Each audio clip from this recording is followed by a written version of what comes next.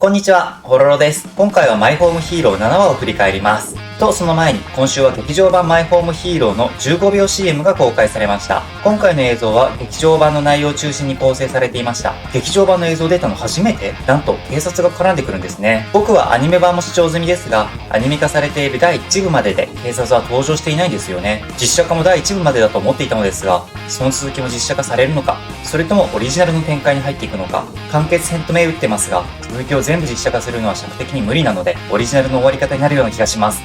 絶対公開初日見に行こう。このチャンネルでは放送中のドラマの感想や考察、ストーリーの振り返りを行っています。コンクールのドラマでは、フェルマーの料理、マイホームヒーローの2作を取り上げています。ドラママイホームヒーローの検索、放送情報や配信見どころについてはこちらの動画で紹介しています。概要欄にも情報を載せておきますので、ぜひチェックしてみてください。マイホームヒーローの動画でようやく1000再生超えが出ました。いつもご覧いただきありがとうございます。実はそれでもチャンネル登録に繋がっていないのが現状なんです。500人を前に長いこと足踏みしています。劇場版まで楽しんでいただけるようきっちり解説していくので、ぜひよろしくお願いいたします。それではマイホームヒーロー7話の振り返りを行っていきましょう。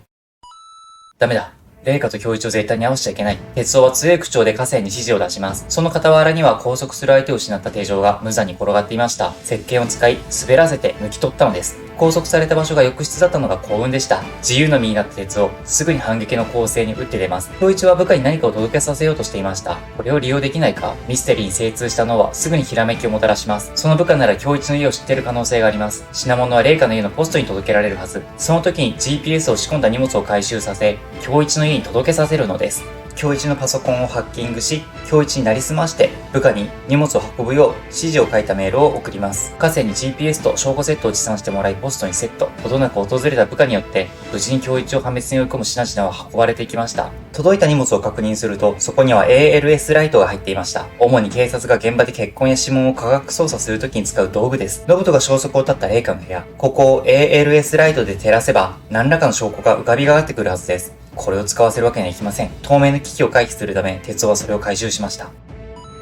京一の住むマンションを突き止めた鉄夫、郵便受けには先ほど自分が仕込んだ荷物が突き刺さっていました。抜け目なく部屋の番号も確認します。しかしそれが分かったところで、中に入れなければ意味がありません。知識の引き出しからピッキングの技術を取り出す鉄を誰かに見られるわけにはいきません。急ぎ、かつ慎重に。そんなシチュエーションでの初めてのピッキングがうまくいくわけがありませんでした。そもそも京一は防犯用のカバーをつけているようです。金属の番人によって侵入を拒まれた鉄を、今度は窓からの侵入を試みます。しかしここはマンション。一旦屋上まで登り、目標となる部屋のベランダに降り立つ必要があります。眼前に広がる車の往来を見下ろして、鉄夫は一瞬で決意を固めました。無理。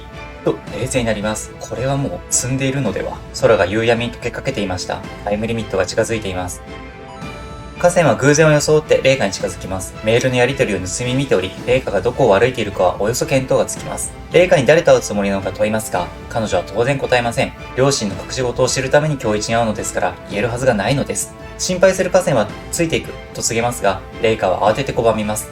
恥ずかしいことしないでよ。これはきつい。この一言に河川は大きなショックを受けます。私の何が恥ずかしいのと泣き落として娘の行動を阻止しました。もともと仲のいい家族だけに通用した作戦。やはりこの母親、起点が効いて有能すぎます。レイカは仕方なく京一との密会を断念しました。これよくよく考えたら絶対成功しないのでは。住居不法侵入未遂に打ちのめされる鉄夫でしたが、そこにレイカ回収の知らせが届きます。しかしそれは同時に京一がレイカの家に戻ってくることを意味します。時間がありません。侵入を後回しにして怪しまれないようにするのが先決です。その頃京一はレイカが思い通りに行動せず苛立っていました。しかしすぐに気を取り直します。まだ他にも策はある。この男、絶対に鉄夫が犯人だと信じて疑いません。レイカの家に戻ると、そこには当然手錠に拘束された鉄夫がいました。なぜか息が上がっていますが、暇だったので筋トレをしていたそうです。京一は部下に届けさせた秘密道具を使って部屋中を照らします。かつて信人が血に沈んだ今、彼を煮込んだ浴室、筋繊維がほどけた肉を流したトイレ、鉄夫は気づかないでくれ、と強く念じます。果たして光を当てた先に浮かび上がるものは何もありませんでした。それもそのはず、京一が手に持つライトは ALS ライトではなくブラックライトなのです。鉄夫は脱出したついでにホームセンターで買ってきたブラックライトとすり替えていました。鉄夫の懸念は信人殺害の証拠が見つかることではなく、京一が手にしているものがブラックライトであると気づかれることなのです。ちなみに Amazon で ALS ライトを検索するとブラックライトがヒットしました。かなり似ているようです。何も証拠が出ないことについて悪態をつき不審がる京一。部下に電話で確認をしますが、間違いなく ALS ライトで10万円もしたと言い張ります。しかし気になる情報もありました。指示通りに京一の家に封筒を届けたと、そんな指示を出した覚えがない京一はすぐにハッキングの可能性を疑います。哲夫にちらりと視線を送ります。しかしその手首には手錠が巻きついています。そんなはずがない。哲夫は思考の袋小路に入った京一を見やり、これを好機と捉えます。武田さんと仲悪いんですね。その一言に、京一は今日疲れます。仲が悪いのは真実ですが、それに乗じて、哲夫はペラペラと嘘を重ねます。武田が京一を疑っているらしい。もしかしたらハッキングをしたのも武田なのでは。今まで考えもしなかった新たな可能性を京一は真剣に検討し始めます。だとして何か考えられる。京一は哲夫に意見を求めました。京一が心を開き始めた？意外な反応に仕掛けた哲夫自身も驚きます。疑いをそらす絶好のチャンスです。哲夫を犯人役に仕立てるのに失敗した場合を想定し、次なる犯人役として京一を生贄にしようとしているのではあり得る。と思案する京一。哲夫は京一の思考をコントロールし始めたことを確信しました。部屋に何か仕掛けられているのかも、と、まさに自分が画策していたことを平然と口にします。京一はそれを否定します。犯罪のプロである京一は、犯罪から身を守る術にも精通している自負がありました。しかし、哲夫もミステリー小説に精通しているのです。大家からマスターキーを借りる、こっそり鍵を複製する、やりようはいくらでもある、と吹き込みました。一応見に行くか。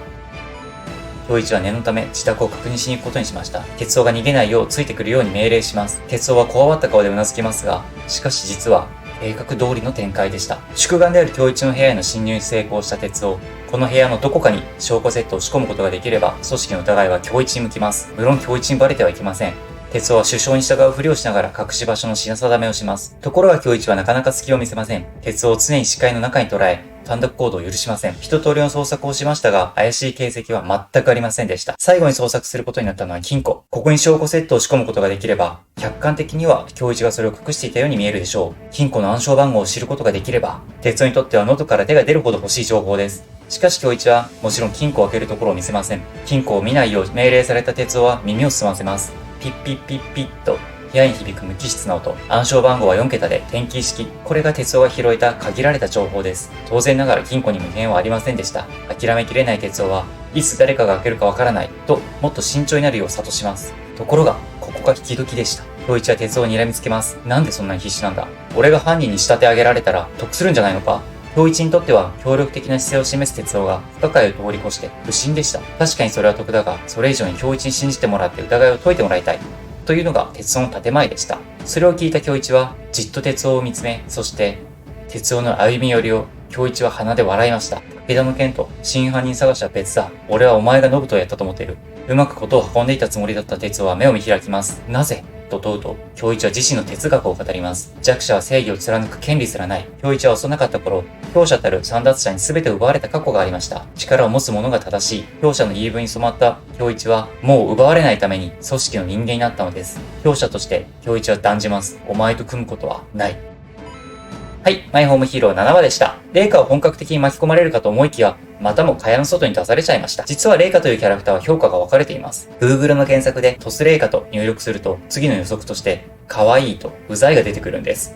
可愛いはともかく、うざいとはこれ以下に。もちろん原作も影響している結果だとは思います。ですが、ドラマのここまでの展開でも分からなくはない。まず、いまいち出番に恵まれないのでアピールが足りません。展開的に仕方ないのですが、もったいない。そして、レイカ自身が自覚していないところで、両親の邪魔をしてしまっているのもマイナスポイント。守られているくせに、と思われてしまっているようです。そして、家族が事件に巻き込まれる原因となっているのもレイカ。元はといえば金目当てで近づいてきた組織が悪いのですが、まともな感性があれば近づきもしない、ノブトという男に惹かれてしまったことは彼女の落ち度でしょう。とはいえ、彼女に責任があるかと言われれば、そこまでのことではないはず。騙された側ですからね。いくらでも名誉挽回できるポテンシャルがあるはずなので、何らかの形で物語に関わってほしいですね。